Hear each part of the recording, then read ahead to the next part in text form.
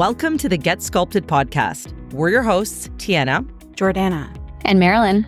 This podcast is all about cutting through the noise and giving you the real deal on fat loss, muscle building, and what it really takes to build your 2.0 sculpted self, inside and out. Our motto is to work smarter, not harder.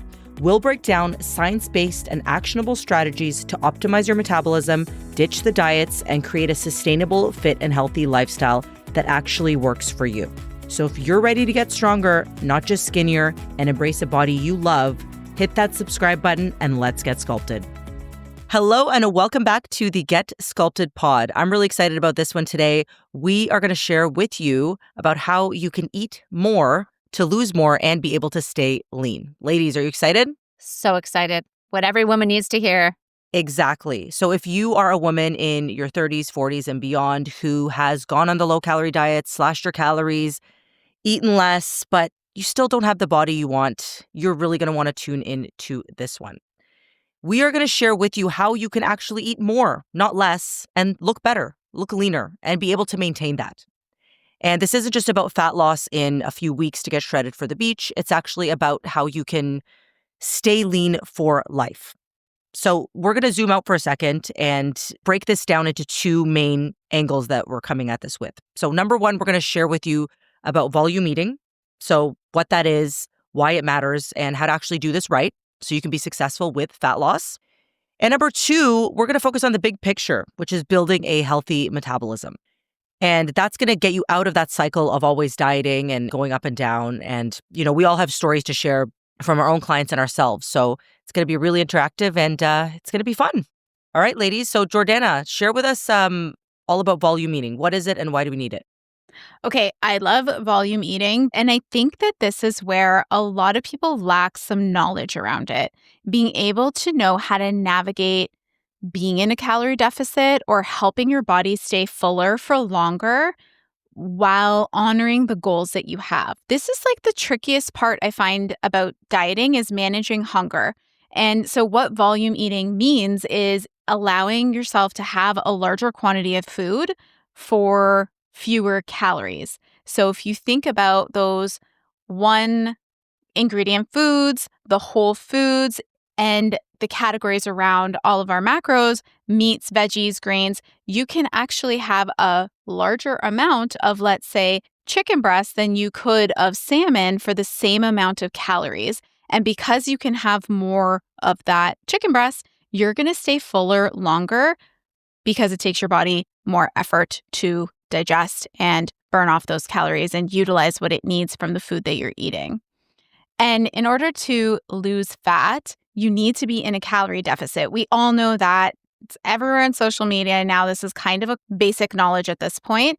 But what people don't know how to do is stay fuller longer through that journey, which makes your hunger more tolerable, which makes the journey more tolerable, and you're able to actually stick to your goals and create the consistency that we keep talking about, but not everyone can seem to figure out how to do that. This is one of my favorite hacks, and when I figured it out on my journey, it made all the world of a difference, and things finally started to click. I'm like, oh, this is what everyone's doing behind the scenes that's been successful, whether they realized it or not. Like, how do they stick to this? Yeah. So why this matters, like full stop, you're going to stay fuller longer on fewer calories. It's going to help you reduce those cravings because your hunger cues aren't taking over all the time.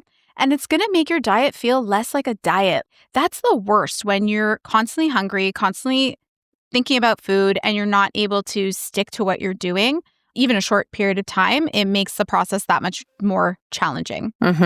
You know what? I just thought of something. Sorry, Jord, but you know, like bars and shakes and those kind of diets people did, that is a one-way ticket to feeling so hungry and miserable. And it's so not necessary. 24/7. Yeah. And you lose fat on that because you're eating fewer calories. That's what I really want to drive home to people. It's not that there's a magic ingredient in that shake or bar.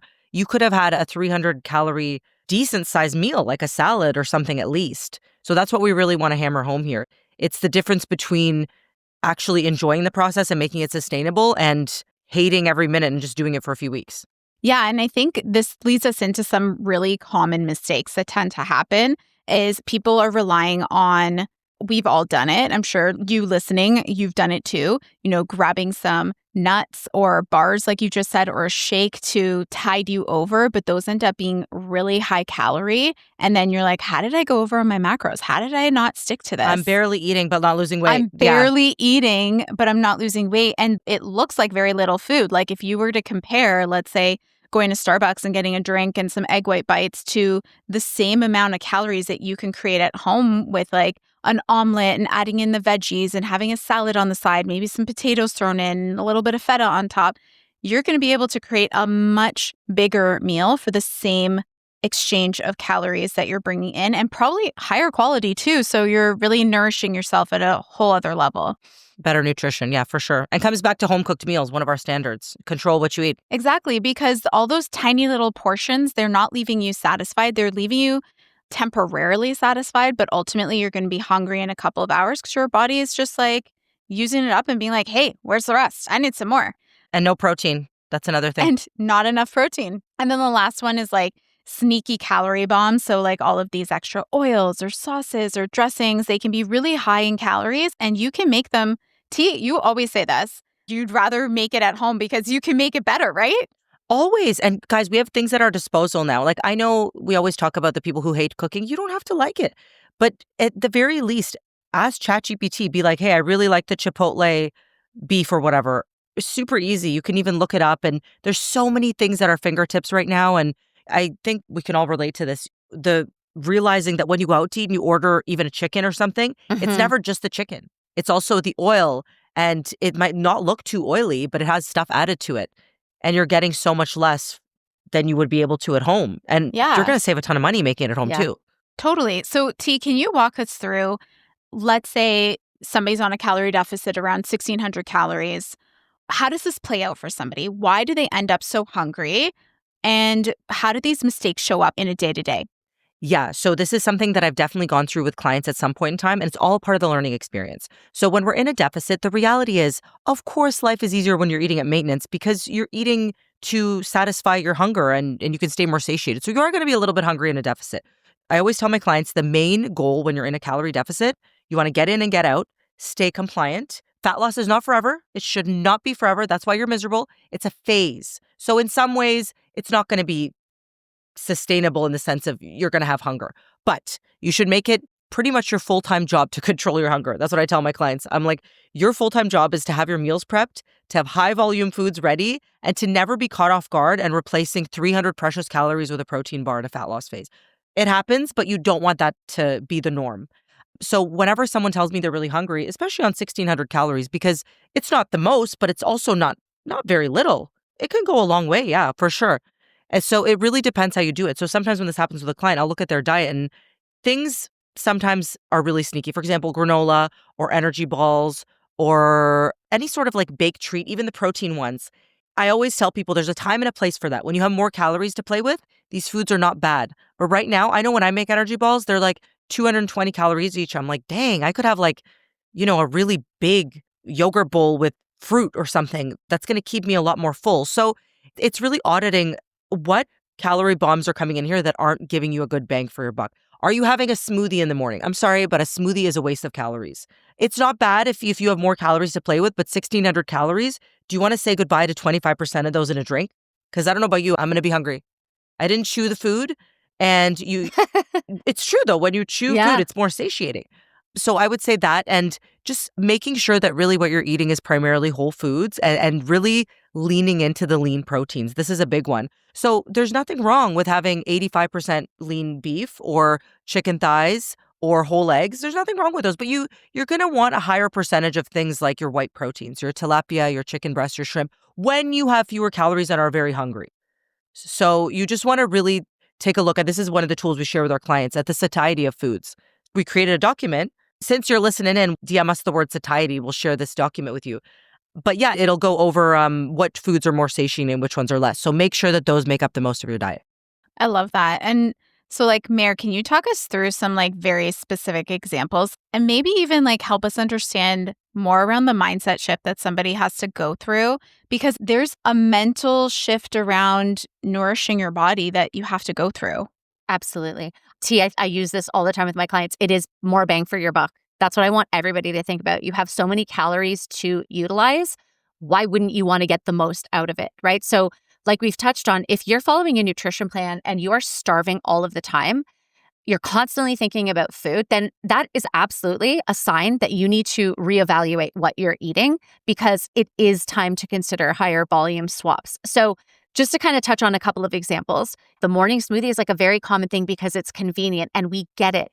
But the reality is you are starving half an hour later. So instead of that, and I use this personally, I'm just going to put it out there. I was the smoothie girl because It's easy. And it could go with you. and I actually thought I was doing something better because I was like, oh, this smoothie is like jam-packed. But the truth is it wasn't filling me. So what you can do in this case is try swapping out for a full plate. Things like egg whites, whole eggs, a slice or two of sprouted toast. I love sprouted toast. And what that's going to do is give you volume, way more bang for your buck for those same calories. Another example, and I used to do this all the time too when I was teaching, is sandwiches, right? A lot of people will make sandwiches. They're convenient. You bring them to work, whatever it is. But again, you're hungry so quickly after. So instead of that, swap for something like maybe a big salad with lots of vegetables. And we mentioned protein. We always talk about protein, but you can add things like shredded chicken. You can add proteins. I love steak bites like in my salad. And another thing a lot of my clients do is high volume carbs. So they put things like quinoa, sweet potato. And again, you're having more food, but no more calories, and you will stay full for longer. And there's so many examples we can go through. And fiber, too. Yes. That's important. All those foods are high in fiber. Yeah. That's right. What I always hear, and I know you guys have too, is clients are always surprised when we share their first couple of like meal plan examples and they start eating to that plan and they're like, there's no way this is 1,600 calories or 1,700 or 1,800. This is so much food. This is so much food. I've never eaten this much food in my life. I just had a client start a couple of weeks ago. She had been eating 1,800 calories as her deficit, which was appropriate. She been working out 4 days a week at the gym and was like, I am stuck. I have no idea why I'm stuck here. And I said, okay, well, let's take a look. And mapping out her program, we made some changes in the gym so that she was lifting heavier and more compound lifts, and then we were balancing out her physique more, getting those steps in. But on the nutrition side was what was most surprising, because her macros were somewhat correct, but her execution of it was not, which was leading to overeating because she was so hungry from the food choices. And this is where food selection becomes so important. This whole idea of eating to be fuller allows you to stay in your macros. And in her first 2 weeks, she dropped 5 pounds because she was like, this was so easy. I never thought it'd be, and it was small adjustments. She's like, and I'm so full and I've never eaten this much before. And I said, but you have, you just ate a different kind of calorie. That's such a good example. It is a good example. And it goes back to the opposite too. When people say they're barely eating, you're barely eating in quantity, in calorie amount, you're very much not in the right place. So I love this, guys. We're saying it's not good or bad to eat certain foods. It's just they're more calorically expensive or less calorically expensive. And I think this is where the mindset shift, Jor, that you were saying comes in. The goal is not to eat as little as possible. That's not sustainable and it's not going to give you the results you want. It's to eat as much as you can with the calories that you have so you see results. And I think this is really powerful because we see it with the women we work with. It moves you out of that deprivation mindset. Like we've been conditioned to think that eating less is going to get you to where you want to be. It switches things to like a fueling mindset where you realize that now it actually becomes fun. I get to look for different ways to eat more to actually achieve my goals. And you're so much happier. You're so much more fulfilled. So before you go cutting calories to see results, we really want you to look at what you're eating. Are your meals high volume? Are they satisfying you? Or are they small, low volume and leaving you starving all day? So I think that resource is going to be really helpful for people that we have. I always like to think about it as like you can become an explorer around food. I remember the first time I had spaghetti squash as an alternative. And you're laughing because you know what I mean, because you basically get to eat an entire spaghetti squash. I do not like spaghetti squash. I think it's nasty. I'm sorry. Really? Oh my God, I love it. I love tomato it too. sauce. It's so watery and mushy. Oh, you didn't make it right. Yeah. But I did figure out a better way to now. I don't know if you do it like this, but baking it in the oven face down is better, apparently. Yes, that's how I do it. That is the best way. I love it that way. I had a slow cooker recipe where I'd put it face down in the slow cooker with like my tomato sauce and meatballs and stuff like that. And then when it was ready, you just scraped it all out. And it was literally like spaghetti and meatballs and you get huge volume. You're so full. Yeah. It was so delicious, very high in fiber. But I remember the first time I had spaghetti squash And I you're was just like, measuring it out and you're like, more, like, more. this is so much. I'm making a note right now to put it on my list. Do it. I bet you there's some good air fryer recipes too. That sounds good though. Yeah, Yes. so good. Yeah. And shrimp was another one. Like when I discovered shrimp or tuna and I was like, whoa. Seafood. Seafood is massive and I love it because it's such a like nice, light, easy swap out. It's easy to prepare and you get huge amount of volume and it's really enjoyable and it's just become an explorer with food. We've demonized it for long enough. We've looked at it through lens of like good and bad and can't have this and shouldn't have that and cutting this and cutting that. Like, what can you add back in? What is going to give you value and joy from eating again? And truthfully, almost everybody I know, when they get to eat more, they feel better, they're happier, and the journey is easier to follow. So they recover better too. Yeah. And the deficit doesn't feel so big. That's right. It does not feel like a diet. Well, this is exactly the perfect segue into the next point that we're making for you guys, which is the big picture. And the reality is, yes, we can stay full in a fat loss phase, but that's a phase. That's only one stage of your journey. And we tell our clients the real transformation begins after you've lost the fat, because you've lost the fat before. We're going to keep the fat off now and we're going to sculpt the body. Okay, so let's talk about why it's so important to focus on eating more over time for the health of your metabolism. So first of all, Mare, why don't you share with us about why chronic dieting is not the answer? I was going to say, I want to say this so loud, so clear. Chronic dieting does not work. It does not work. And eating more or enough, at least enough, is what's going to help you get results. And you got it. It's staying lean long term, not just for that dieting phase that you're in. But we have very much been led to believe that we have to reduce to be able to reach our goals. And we have some women who come to us truly who have been dieting for upwards of 20, 30 years. So if you're hearing this and that's kind of, setting off some alarm bells that you're someone who's been dieting, eating very low calories, odds are you're feeling exhausted and deprived and you are not seeing the change you want. And a lot of women are quick to say, like, something must be wrong with my metabolism. Something's broken.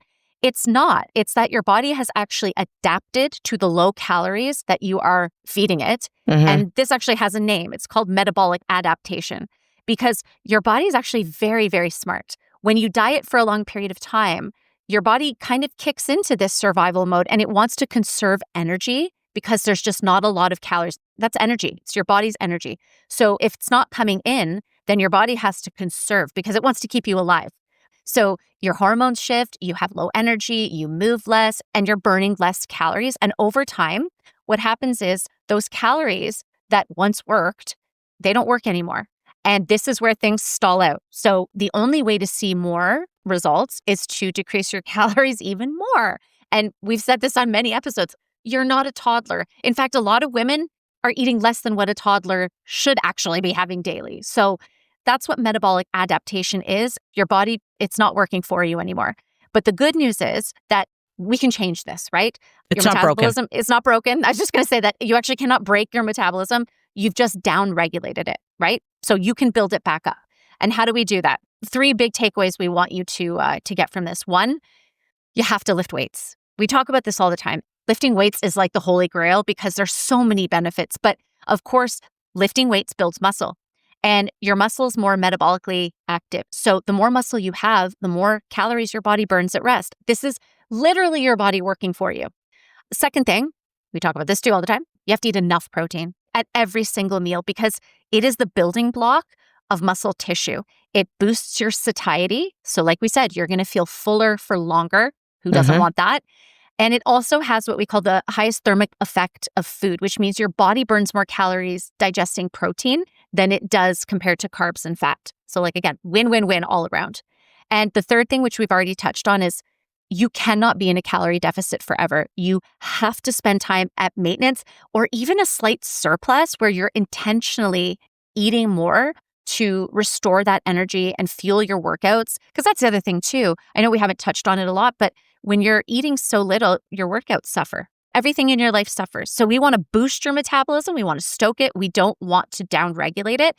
And as we already said, dieting is one phase. I wanted to rant about one thing. I hate Go. when people say, when they're like, all you need is a calorie deficit. Well, it's nonsense. I don't need a fitness coach. I know all I need is a calorie deficit. I'm like, that's all you need to lose fat. Absolutely. No one's going to disagree there. That's not the fitness transformation. That's just you've lost the fat. And I think a lot of people are in this stage because I get it. When you want to lose fat, you want to lose fat. It's kind of at the top of your mind.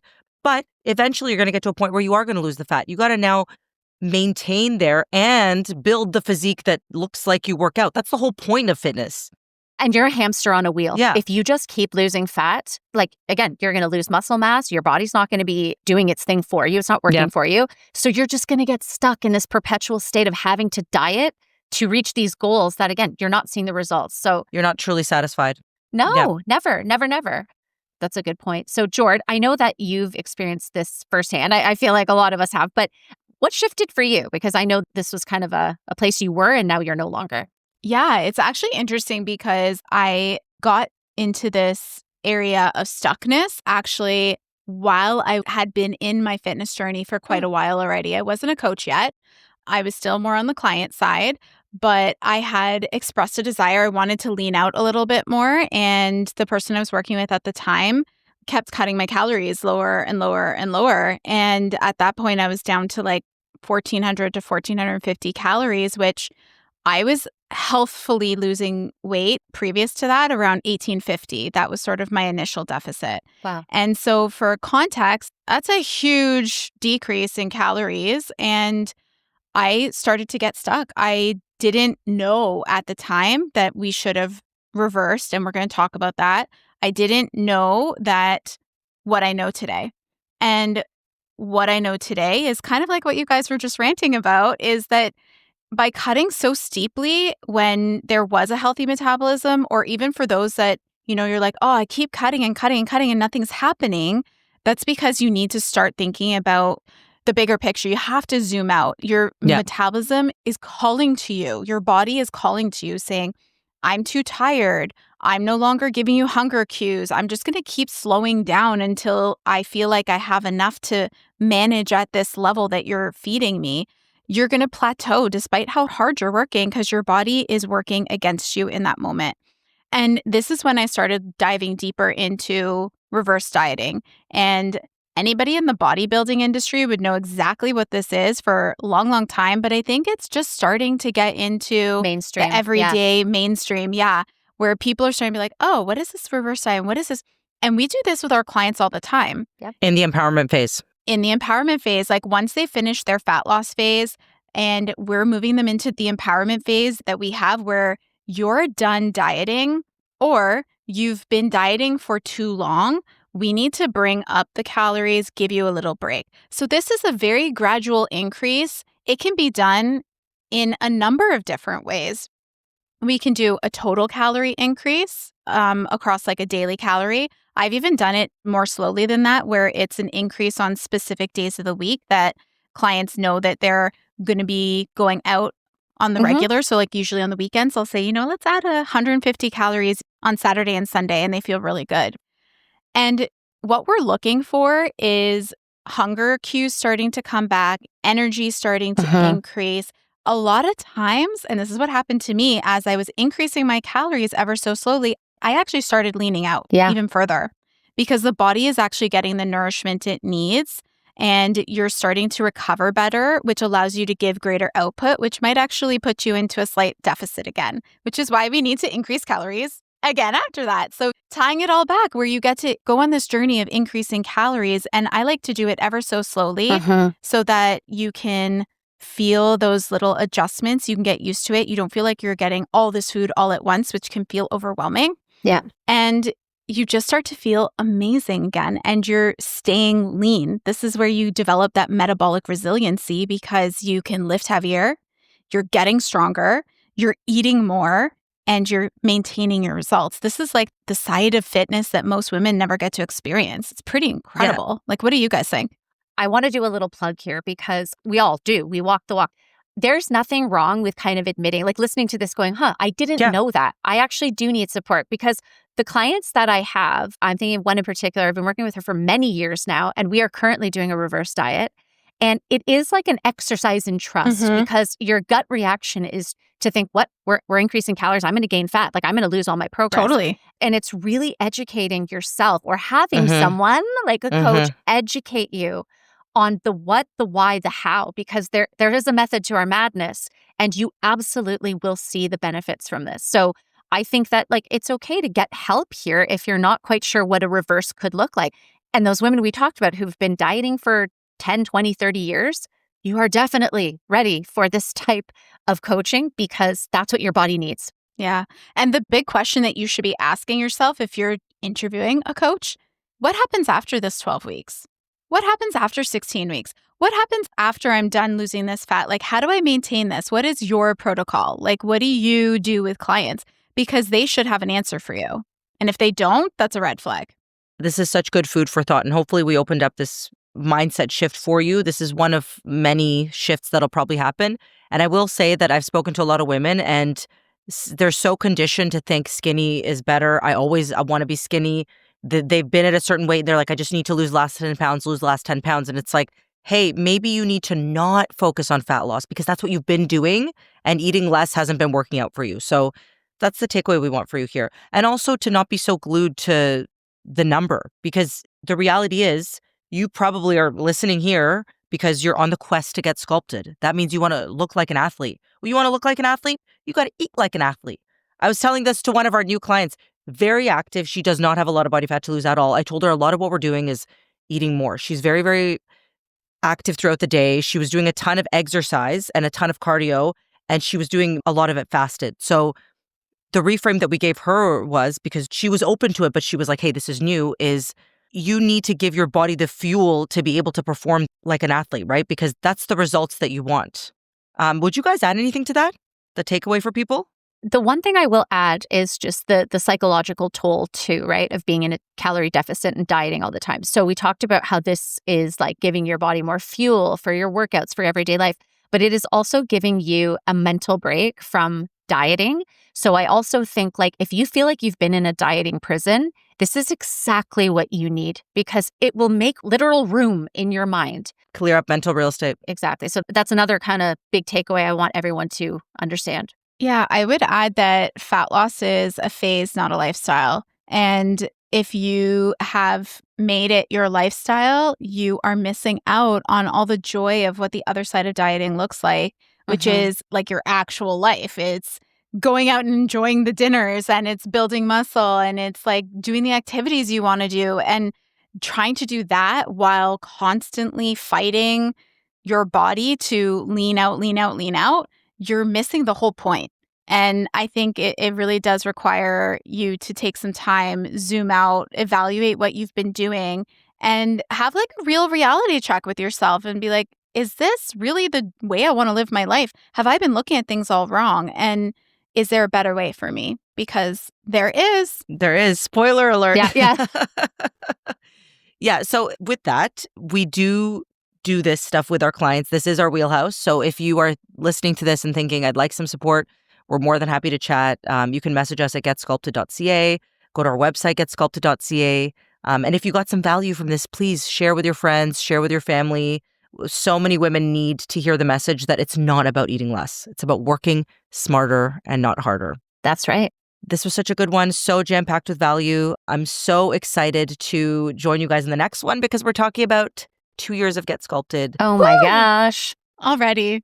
I know. And it's going to be a nice one with a warm and fuzzies. So we're excited for that one. Don't forget to leave us a 5-star review if you did get some value as well so we can reach more women like you. All right, girls, we'll see you in the next one. And that's a wrap for today's episode of Get Sculpted. We hope you feel inspired, empowered, and ready to take the next step in your fitness journey. Remember, building your 2.0 body is a unique journey for you. It's about showing up for yourself consistently and not being perfect. If you loved today's episode, don't forget to hit subscribe and leave us a review and tag us on social at getsculpted.ca. Your feedback helps us reach more women like you who are ready to cut through the noise and make lasting changes. For more daily tips, inspiration, and behind-the-scenes content, follow us on Instagram and check out our handles in the show notes below. Thanks for tuning in, and we'll catch you next time on Get Sculpted. Until then, remember this: Getting Sculpted isn't about working harder, it's about working smarter.